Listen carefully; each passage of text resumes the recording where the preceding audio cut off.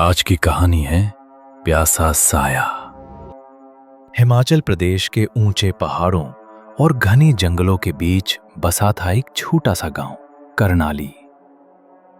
वहां का वातावरण इतना शांत और ठहरा हुआ था मानो समय भी वहां ठहर गया हो। सर्दियों में जब कोहरा पहाड़ियों से उतरता तो पूरा गांव किसी रहस्य से ढका लगता। इसी गांव में आई थी नेहा शर्मा, शहर से आई एक पढ़ी लिखी और निडर युवती जिसे यहां के सरकारी स्कूल में पढ़ाने की नियुक्ति मिली थी। गांव के लोग शुरू में थोड़े संकोच में थे, लेकिन नेहा की सादगी और ईमानदारी ने उनका दिल जीत लिया। स्कूल में बच्चे उसे पसंद करने लगे और गांव वालों को उम्मीद जगी कि अब उनके बच्चों को सही शिक्षा मिल पाएगी। लेकिन कुछ दिनों में नेहा को महसूस हुआ कि इस गांव के लोगों में कोई अजीब सी दहशत छिपी है। सूरज ढलते ही हर दरवाजा बंद हो जाता, कोई बाहर नहीं निकलता और सबसे अजीब बात, हर खिड़की के बाहर एक पानी की कटोरी रखी जाती थी।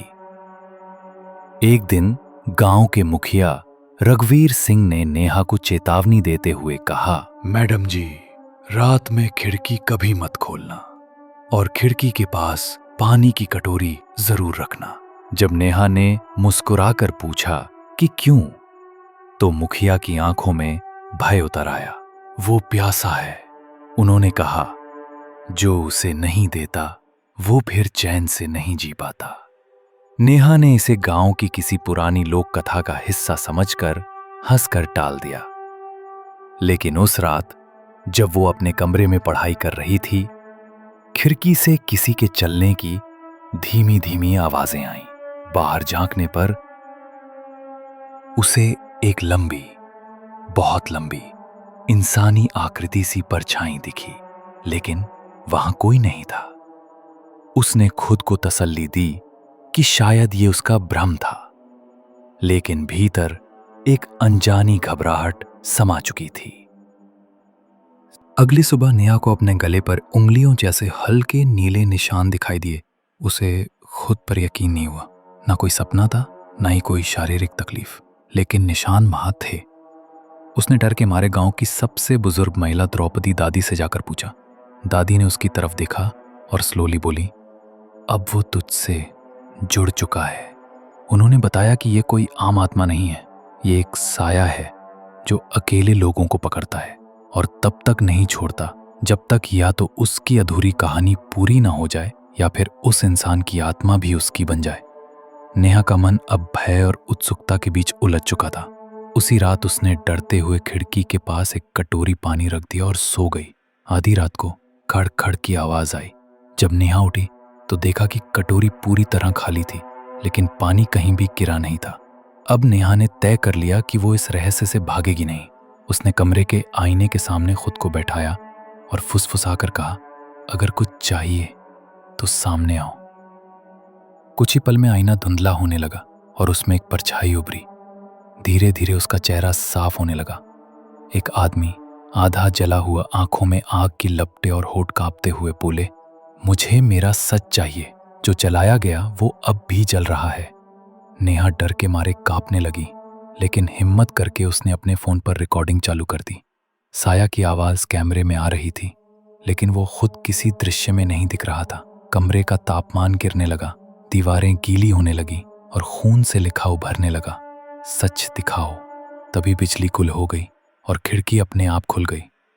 वो परछाई अब सामने थी, इंसान की शक्ल में, मगर इसका चेहरा झुलसा हुआ था। उसने कहा, मुझे जिंदा जलाया गया क्योंकि मैं मंदिर के पंडित की बेटी रानी से प्रेम करता था।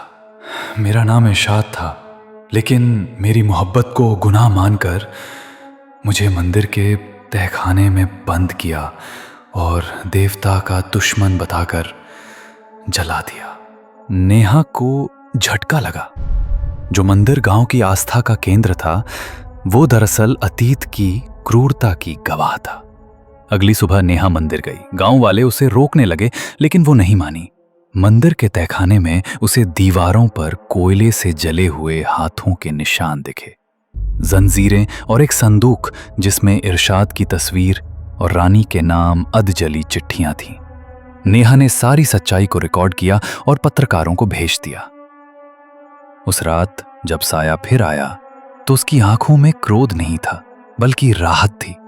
उसने कहा, तूने मुझे आवाज दी, अब मैं जा सकता हूं। लेकिन तभी कुछ बदल गया। कमरे की रोशनी झपकी और साया रुक गया।